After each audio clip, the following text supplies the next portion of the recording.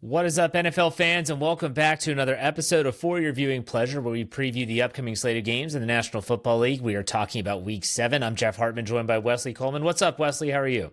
I'm good, man. Week 7's, just traditionally with a 16-game schedule that I did mostly grow up with, it feels like halfway through the season. It does. 7 kind of rolls into 8, and we're steamrolling. It's what I hate about the regular season. We look forward to this so much. And it's such a long offseason. And then when it gets here, it just flies by.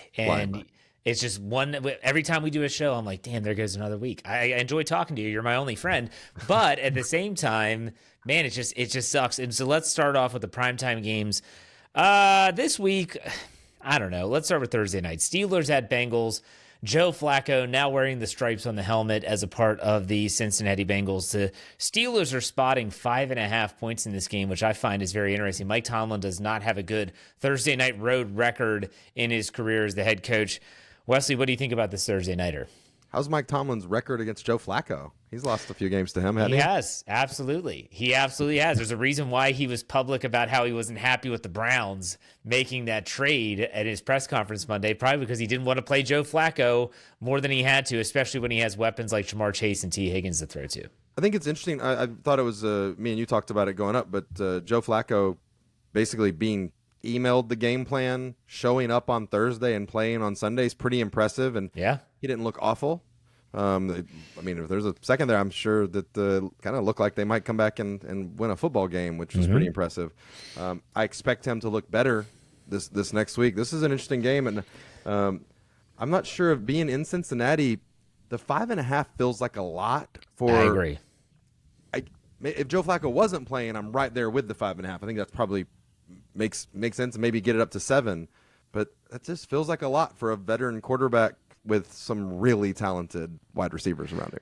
And what has Joe Flacco done his entire career? I mean, the Steelers fans have called it the heave and pray offense forever. Hey, Jamar, just go deep, and I'll throw it up there, and what can happen? It could be incomplete. We could get a DPI, or we have a big completion. Either one, that's been Joe Flacco's MO for a really long time in the National Football League. He can still throw it. I agree with you. I think the 5.5 is...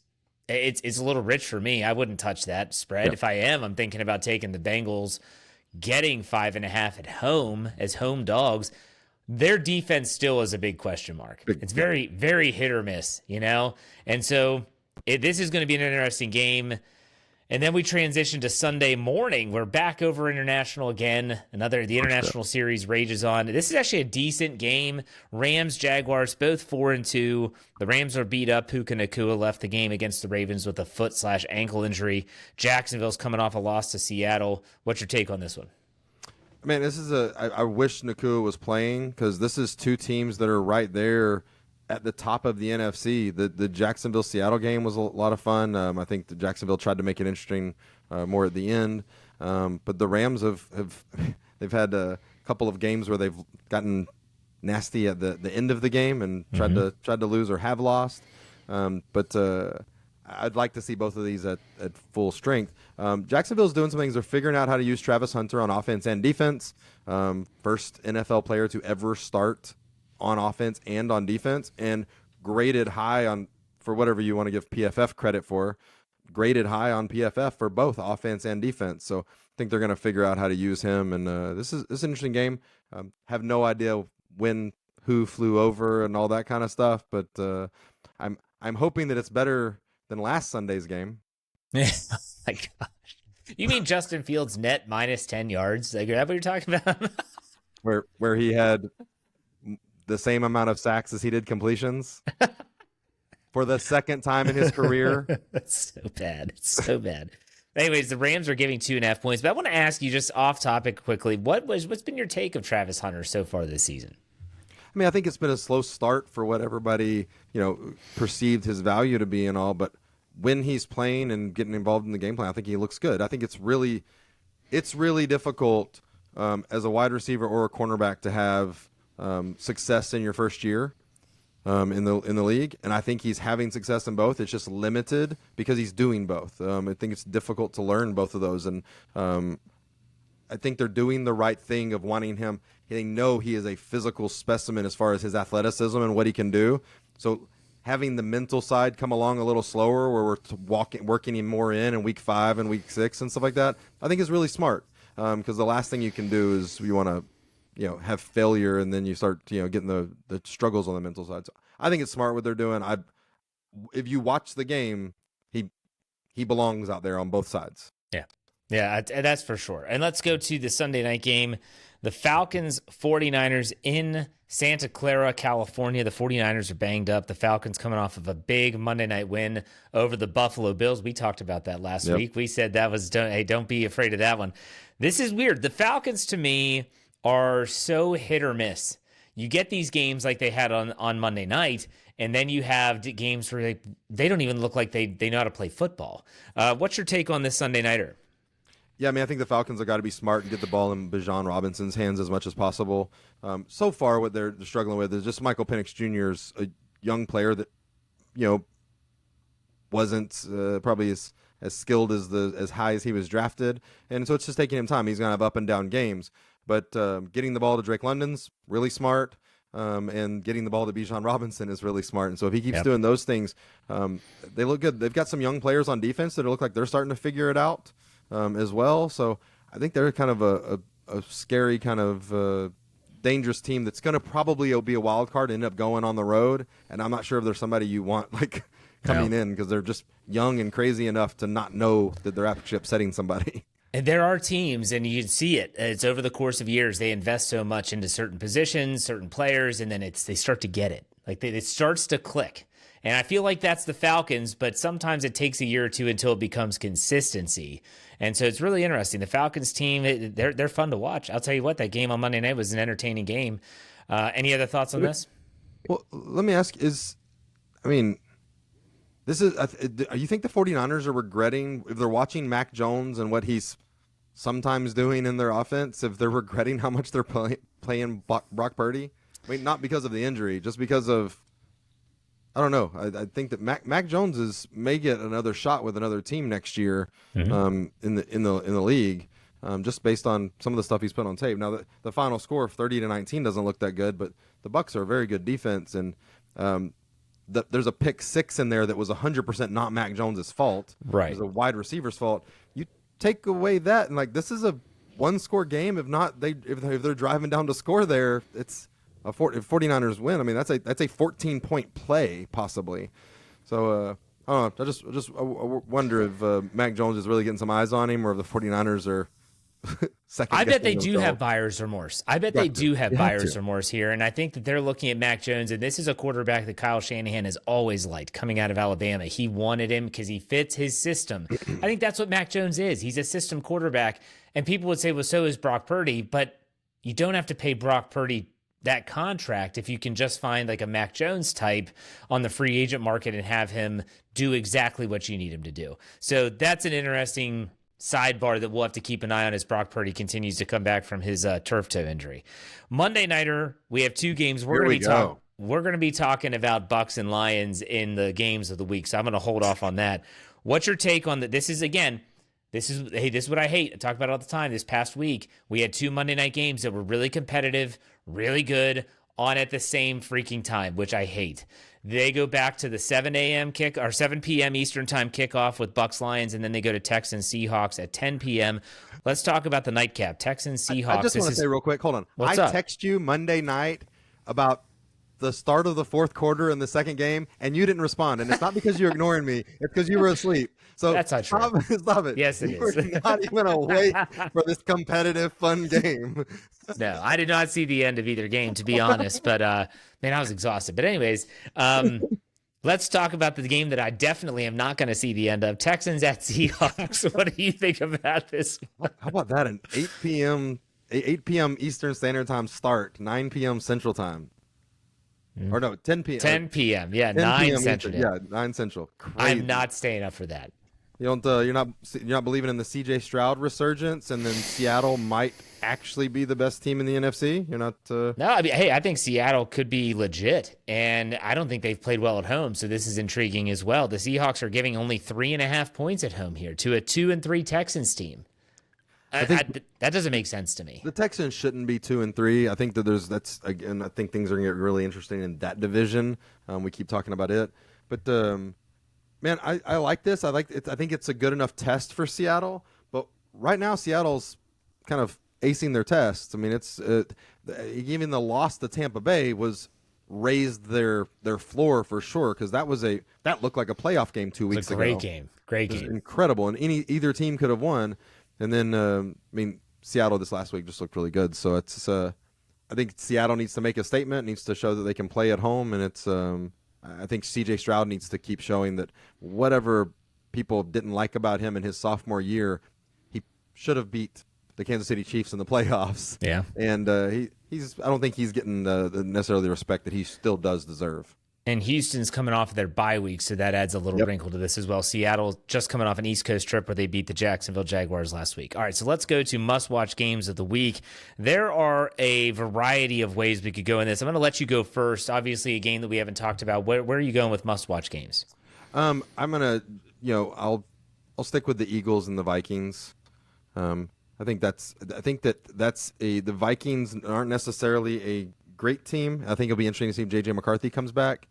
But I think this game tells you really what the Eagles are, because the Eagles are struggling against this kind of team, this kind of middle of the road team. And I think the Vikings defense is good enough to follow the defensive game plan that other teams have been following with Jalen Hurts and the Eagles and upsetting them.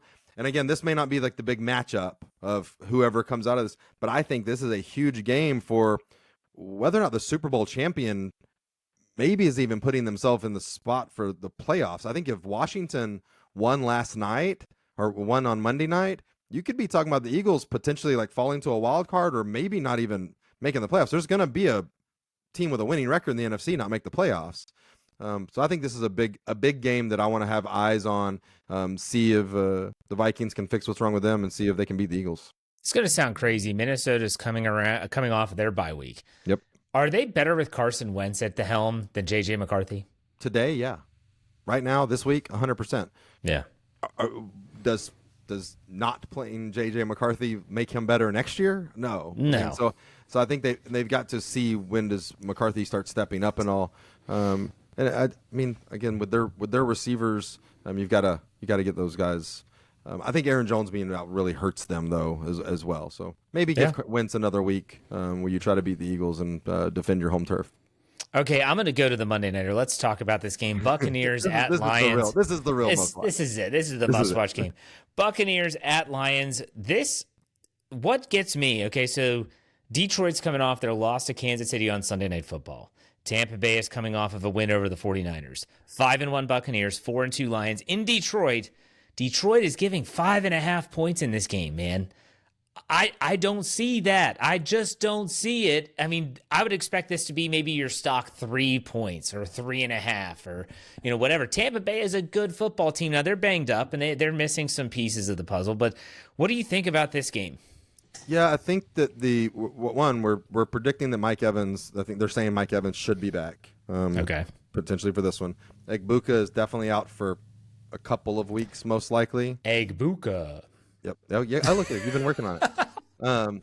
But here's the deal with Tampa Bay, and this made me so mad last week. Their wide receiver 5 and wide receiver 6 last week were making catches that the Saints wide receiver 1 is dropping every single week. And so I don't know. I mean, yes, Egbuka is insane, and missing him sucks, and they're probably going to be without Chris Godwin as well. But those guys have been making some plays, and Rashad White's running like he's – like he thinks he might be the best running back in football right now, the way he's running with confidence and all.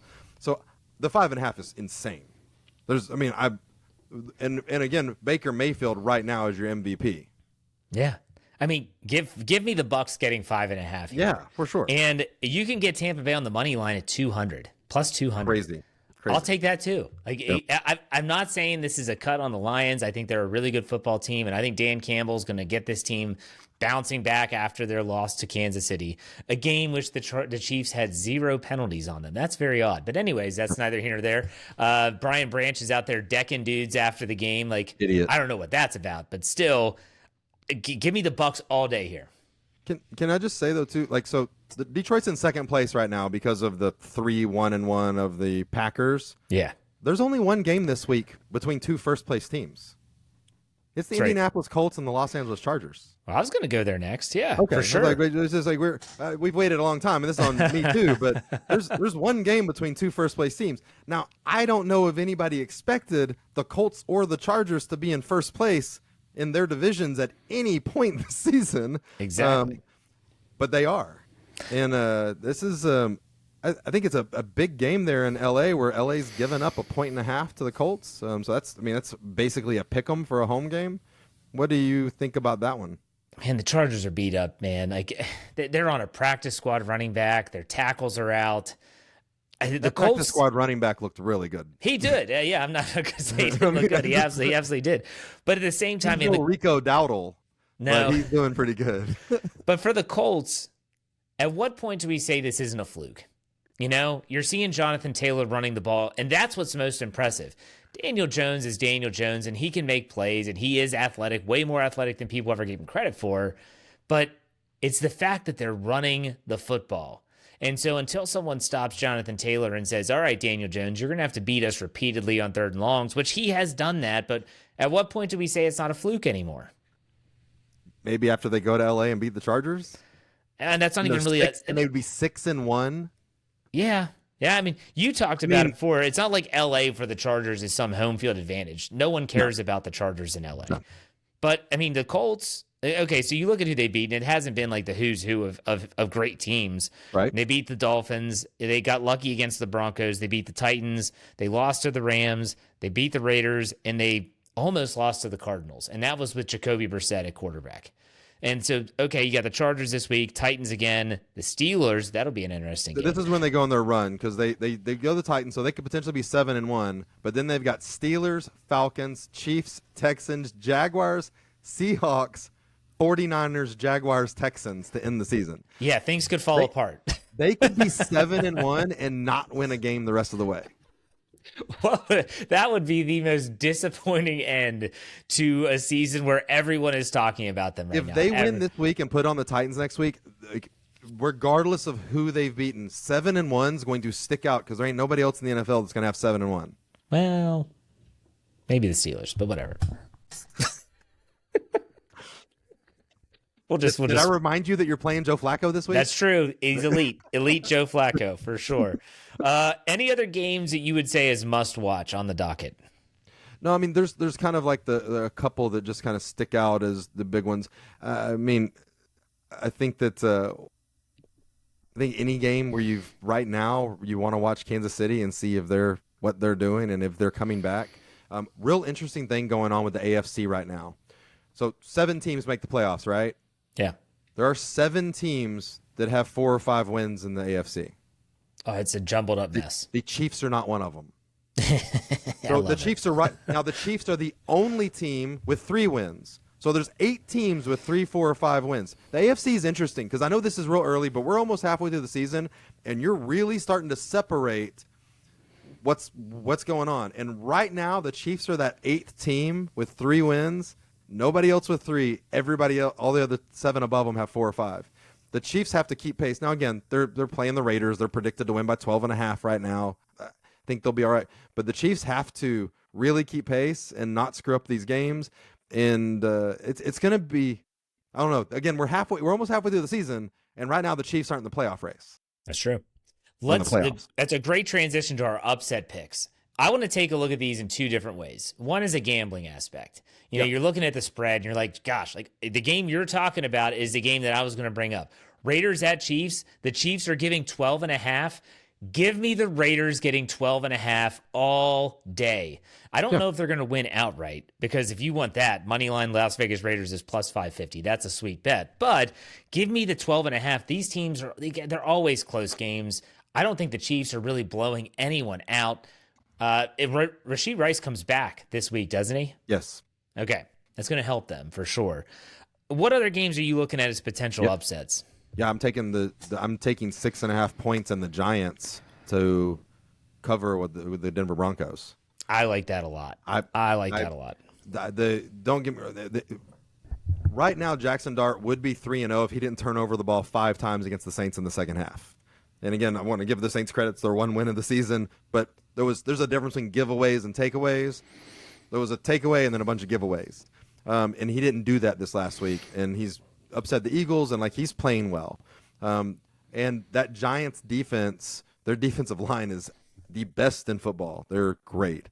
I just don't see. I'm not saying they're going to win. They might, but I don't see Denver covering 6.5. That just seems like a lot for what's 2 teams with defenses that keep it low scoring.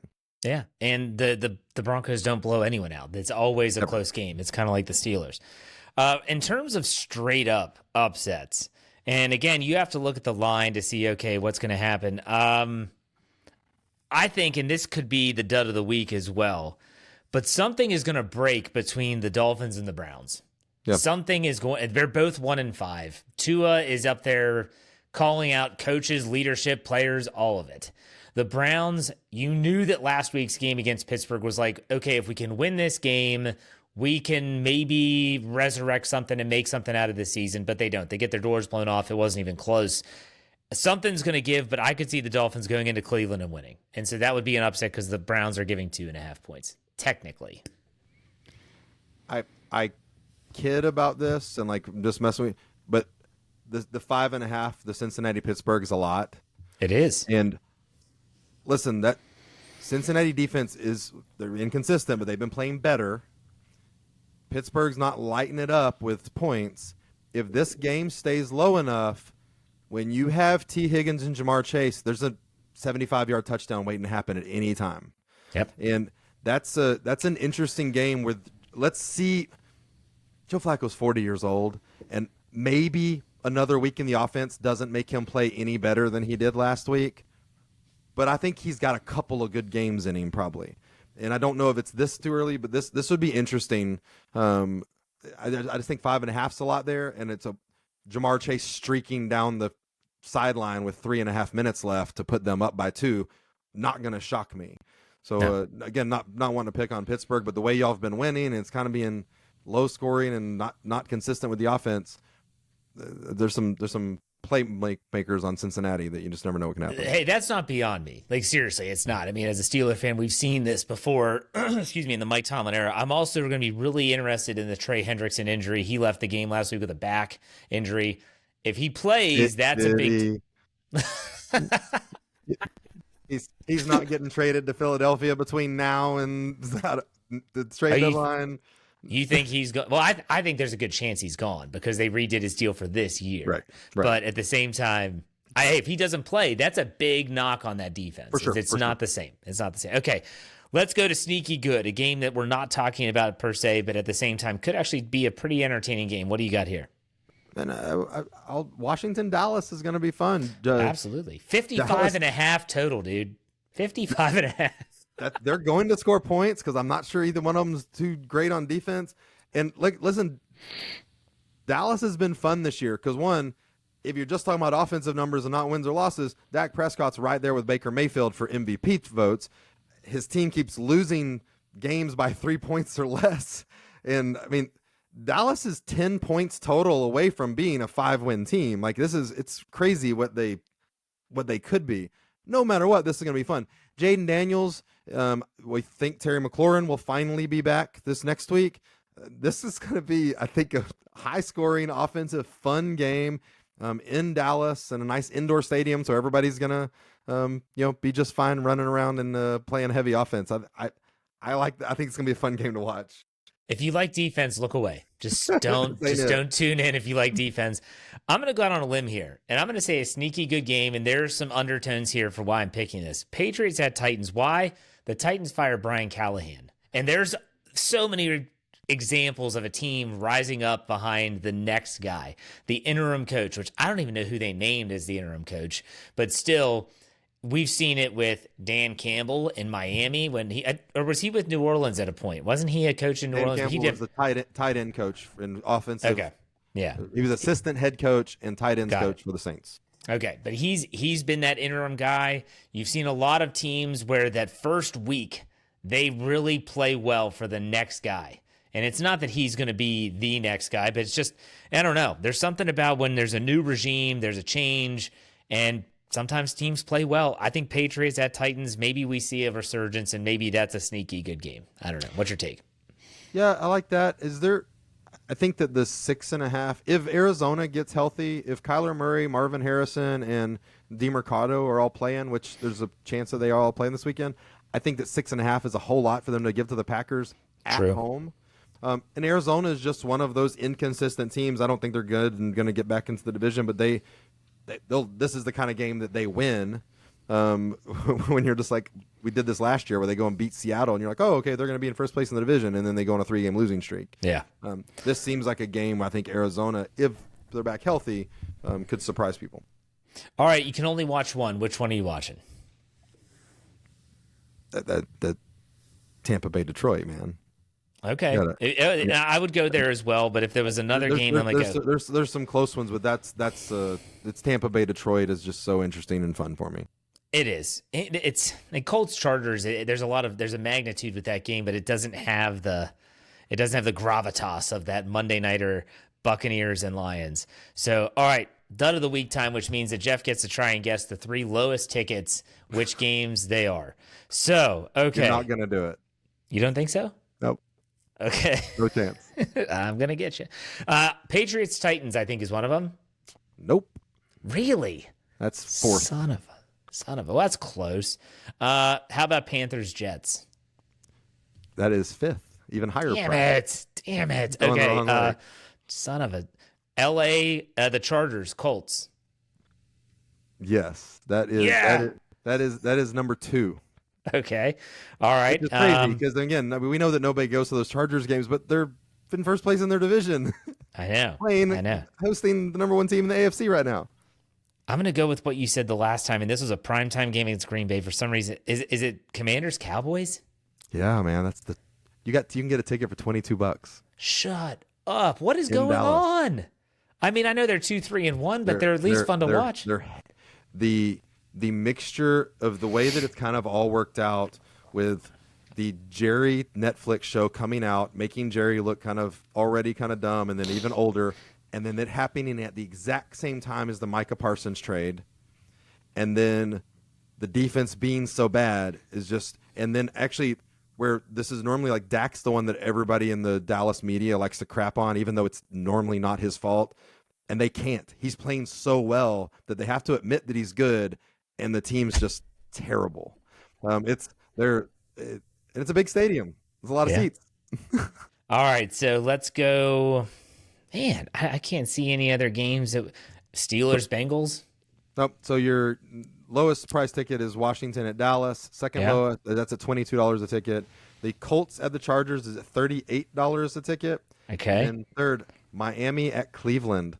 What happened to the dog pound, man? You can get a ticket for $40. I was going to go with them, but there was a part of me that was like, Cleveland is a passionate fan base. Yeah, right. You got to be going after Myles Garrett, trying to get him an MVP. You got to support him. Nope. $40. PFF's doing that legwork, man. Just let them do the heavy lifting. They are trying. So, what's your dud of the week? It's probably New England at Tennessee, just because Tennessee's so bad. I know that you like that one. It's Carolina at New York. What am I talking about? Panthers at Jets. I mean, I'm going to say Miami at Cleveland. Why would I watch? That's the lowest score. That's a 40.5 over under, where the Carolina and the Jets is a 41.5. Oh no, never mind. Giants Broncos are 40.5. 40.5 too. But that's going to be a good kind of low over under. But why would I watch that game? Like, why would I watch the Browns host the Dolphins? I mean, I'm an AFC North guy, so I'll keep tabs on it. But why would I watch that? It's MVP chase. Oh, puke. Anyways. What if they started Shedeur Sanders? Then are you in? It's a dumpster fire. It's a train wreck. You got to watch it. What are you talking about? All right, man. It's been a great show. I appreciate your time. Why don't you tell us where you can find your Saints coverage? You can find me on X at WhoDatWesley13. You can find me on the Don't Patrol podcast. It's on X at Dome Patrol PCast, where you can find Dome Patrol podcasts on all of your streaming platforms. Jeff, where can we find you in your Steelers coverage? Yeah, Steel Curtain Network, wherever any social media platform, any podcast platform, YouTube, Steel Curtain Network, and you can check us out at steelcurtainnetwork.com. If you want my thoughts on the NFL and the Steelers, go to J Hartman, HARTMAN_PIT. But that's a wrap for week 7. We'll be back next week. Wesley, thanks for your time, man. Take it easy. See you next week.